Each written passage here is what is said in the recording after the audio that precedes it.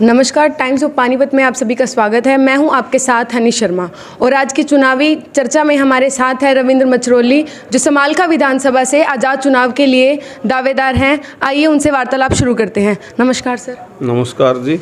मैं जो भी मेरे दर्शक हैं सभी को हाथ जोड़कर नमस्ते करता हूं, प्रणाम करता हूं। जो देख रहे हैं उनको भी, जो ना देख रहे उनको भी। तो सर, आप किस तरह का विजन लेके, किस तरह की तैयारियाँ लेके जनता के सामने जा रहे हो? देखो, हम तो अपनी तैयारी लेकर जा रहे हैं, वो तो जनता ने देखना है भाई। हमने 2014 से 19 का चुनाव लड़ा, लोगों ने हमारा कार्यकाल भी देखा।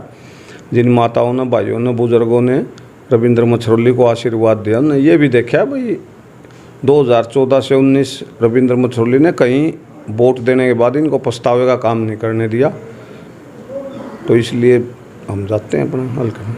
तो सर, पहले भी आपने आज़ाद चुनाव ही लड़ा था और इस बार भी आप आज़ाद चुनाव की तैयारी कर रहे हो, लेकिन बीच में आपने बीजेपी को भी समर्थन दिया था और शायद आम आदमी पार्टी को भी दिया था। तो इस बारे में आप क्या कहोगे कि मतलब आप पार्टियां बदलते रहते हो या आपको आज़ाद चुनाव ही लड़ना है? देखो, जब हम MLA बन गए 2014 में, तो हमने फिर बीजेपी ने सरकार बनाई तो उनको समर्थन दिया। तो अगर समर्थन देंगे तभी तो काम होंगे। मेरे समालखा हल्के के अंदर इतने काम हुए कि आप किसी भी गांव में जाओ, पता करो, गलियां, चौपाड़े सब इतने ज़ोर से शोर से काम कराया हमने। शायद जब से हमारा हरियाणा बचा, जब से, और 2014 से 19 के टाइम का जितना काम होया कार्यकाल में, वो काम एक तरफ होगा, ये ज़्यादा काम होया होगा।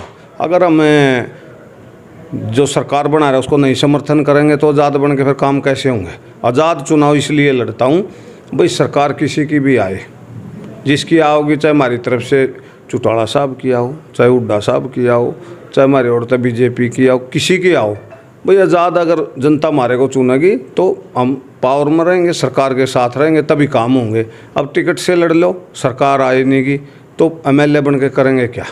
तो हम इसलिए आज़ाद चुनाव लड़ते हैं। और सर, जिस तरह से आपने धार्मिक यात्राओं के लिए बसेस फ्री की हुई हैं, एम्बुलेंस की सेवा उपलब्ध करवा रखी है, चूड़ियों की दुकान खुलवा रखी है और ऐसे सिलाई सेंटर करवा रखे, बहुत सारे ऐसे काम आपने करवा रखे हैं। तो ये राजनीति से ही जुड़े हुए हैं या आप जनसेवा का काम करना चाहते हैं? देखो, ये दोनों बातें हैं। आप इसको मैं यूँ कहने लगूँ अगर ये भाई कोई जनसेवा, ये राजनीति से भी जुड़े हुए होते हैं और जनसेवाएं भी होती हैं। इस बहाने जनसेवाएं भी हो जाती हैं और राजनीति भी हो जाती है। ये दोनों बातें सेम होती हैं, इसमें कोई वो नहीं होता। मान ले मैं आपको ये कहने लगूँ भाई ये तो कोई जनसेवाएँ चलती हैं, ये चलती हैं, अगर मैं चुनाव नहीं लड़ूँगा, मैं तो चुनाव लड़ूँगा। आप इसको जो समझो है। और जो हाल ही में अभी सर्विंग कर रहे थे धर्म सिंह चोक्कर, उनके बारे में आपकी क्या राय है? मतलब जैसे अभी वो मनी लॉन्ड्रिंग के केस में भी वो भूमिगत हो रखे हैं, तो इस बारे में आप क्या कहोगे? देखो, वो तो उसने जो कराई, आप गेहूँ बोओगे तो गेहूँ काटोगे, नू थोड़ा गेहूँ बो कर आप नू कहो भाई मैं तो जीरी काटूंगी, ऐसे नहीं कटते। जो उनने कराया होगा वो अपना भुगतेंगे, वो तो उनका काम है, वो हमारा काम तो है नहीं। वो तो जैसा उनने कराया होगा अपना कर लेंगे वहाँ। और अगर आपको टिकट मिल जाती है तो आप और किस तरह की डेवलपमेंट करना चाहोगे? कौन कौन से काम आप करना चाहोगे? वो तो टिकट ना मिलेगी जब भी डेवलपमेंट करूँगा मैं, तो जब ज़्यादा डेवलपमेंट करूँगा जब टिकट नहीं होगी, क्योंकि जब तो जिसकी आओगी सरकार उसके साथ रहेंगे, काम करेंगे जैसे हमने पीछे किया है। और जब हम 2014 से 19 में रहे, उसमें जो कार्यकाल हमारे चल रहे थे वो सारे अधूरे पड़े हैं ऐसे ही। पंजाबी धर्मशाला मेरे समालखा के अंदर, फौजियों के लिए भवन था भाई, एक शादी का बैंकेट हॉल था, एक मेरा गोल्डन पार्क था, 82 लाख का फुहारा लगवा था, सिर्फ एक कनेक्शन होना रह था ट्रांसफार्म का, वो नहीं होया। एक स्टेशन के पास पार्क था, 1 करोड़ रुपए उसमें भी डाले थे। ये जैसे ही हमारा कार्यकाल पूरा होया उसी टाइम ये ऐसे के ऐसे पड़े हैं, आज भी ऐसे ही पड़े हैं। तो हमारे कार्यकाल में तो इतना काम चला कि आदमी ने, कोई भी आप किसी गाँव में जाओ, 36 बरादरी में जाओ, आपको कोई गली चपाड़, स्कूल, पानी, हॉस्पिटल सब मिलेंगे। इतना काम कराया हमने।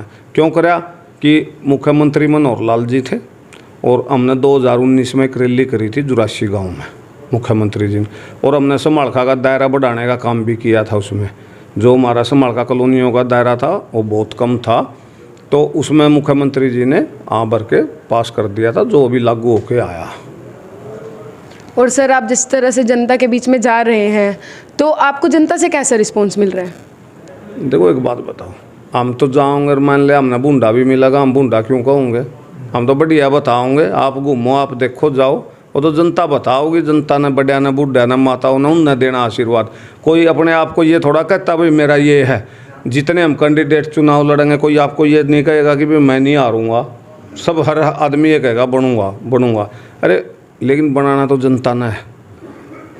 2014 में इतनी आंधी थी, इतनी लहर थी मोदी जी की, शायद कभी हो ही नहीं होगी और ना अभी आगे कभी होगी किसी पार्टी की। तो जनता ने जब हमारे को 2 गुना वोटों से बनाया था तो अब तो कोई बात ही नहीं है। और सर जो ये 45 साल से उम्र में ज़्यादा जो होंगे उनकी पेंशन का जो मुद्दा आपने उठाया था वो लागू कर दी गई है, तो इसका श्रेय बीजेपी को दोगे या अपना कहोगे? देखो ये क्या था, हमने विधानसभा में क्वेश्चन लगाया था भाई जैसे जिसके घर वाला मर जाए उसकी पत्नी को पेंशन मिलती है, तो हमने लगा भाई विधुर पेंशन भी होनी चाहिए, क्योंकि बच्चे जिसकी औरत मर जाए बच्चे तो बाप भी पालता है। तो ये हमने वहाँ क्वेश्चन लगाया और मुख्यमंत्री जी ने हाँ भरी थी उस टाइम, भाई रविंदर लागू करेंगे, जो सरकार ने भी पीछे लागू भी कर दिया है। तो ये बड़ी अच्छी बात है। देखो सरकार बीजेपी की है तो बीजेपी ही लागू करेगी, ऐसा तो है नहीं भाई सरकार बीजेपी की है हुड्डा साहब लागू करेंगे, कांग्रेस लागू करेगी इसको। तो सरकार उनकी है तो उन्होंने ही लागू करना था, तो उन्होंने वो लागू कर दी है। तो वो मैंने धन्यवाद भी कर दिया था मुख्यमंत्री जी का भी, भाई आपने ये अच्छा काम कराया है। और सिरे की बात रही, सिरे तो देखो ये कहते हैं बताने वाले का रुपया होता है, करने वाले की चवन्नी हो है। तो जब हम क्वेश्चन नहीं लगाओ, हम ना हो करो, तो ये कैसे लागू होनी थी? इससे काफ़ी लोगों को जो जिनकी ब्याह शादी नहीं हुए उनको भी पेंशन मिलती है ये, और काफ़ी लोगों की बन भी गई है और मिलने भी लग रही है। तो इसका अच्छा रिस्पॉन्स है, बढ़िया चीज़ है ये। और जैसे सर धर्मवीर मचरौली है जो धर्म सिंह ठीक है, जो धर्म सिंह चोक्कर हैं वो अभी अंडरग्राउंड हो रखे हैं, तो अगर वो चुनाव के टाइम पे बाहर नहीं आते हैं तो इसका आपको कितना लाभ मिल सकता है?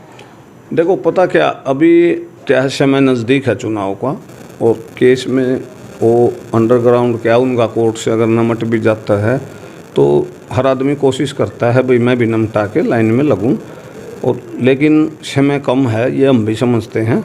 लेकिन श्रेय तो ये है जी, श्रेय तो जिस घर में मैं पैदा नहीं हो रहा उस घर का भी काम चल रहा है। जिस घर में मान लो मैं नहीं होऊंगा वो कोई भूखे थोड़ा मर रहे हैं या कोई वो कर रहे हैं, जहाँ जिस कंस्टिट्यूंसी में हम नहीं है वहाँ भी चुनाव हो रहे हैं। तो ये कुछ नहीं है, इन चीज़ों से कोई फ़र्क नहीं है किसी का, ना कोई वो है, ये तो जनता है, ये तो मेरे बड़े बूढ़े भाई, ये तो जिसको प्यार देना जिसको आशीर्वाद देना है उसको देते हैं। जैसे कैंडिडेट तो यहाँ बहुत हैं, कैंडिडेट है कोई दिक्कत थोड़ा। अभी हमारे बडाना साहब के लड़के हैं मनमोहन सिंह, वो भी आगे हैं बीजेपी से, तो जो वो भी लग गए यहाँ, मंत्री भी रहे हैं उनके फादर यहाँ, तो अच्छी बात है। तो ये तो जितने कैंडिडेट हों उतने बढ़िया। बहुत बहुत शुक्रिया सर। तो आज की वार्तालाप में हमारे साथ थे रविंद्र मचरौली, जिन्होंने वार्तालाप के दौरान अपने विचार साझा किए और बताया कि वो किस तरह की तैयारी और किस तरह का विजन लेकर जनता के सामने जा रहे हैं। तो अब तक के लिए इतना ही। ऐसी ही तमाम राजनीतिक खबरों से जुड़े रहने के लिए देखते रहिए टाइम्स ऑफ पानीपत।